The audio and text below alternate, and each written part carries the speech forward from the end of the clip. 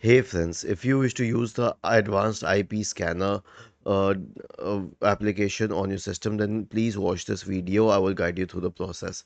So just go to the link that I've shared in the description section. I don't usually promote any software, but it's a free download, so that's why we can promote it. And then you can choose the free download, okay? And then it will need a while to download, and once it is downloaded, you can install it.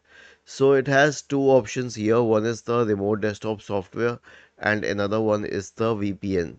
You can download either of them. For the sake of this example, I am downloading and installing the remote desktop software. So once it is open, I'll go to the folder, right click on it and extract it. Okay, extract it, and then you can double click on the installer and install it on your system. You'll get both the applications here, the viewer and the server. Okay, I accept it and install it. Okay, was this helpful? If yes, then please subscribe to the channel. If not, then let us know in the comment section of the video on how we could help you further. Thank you for watching this video and have a nice day.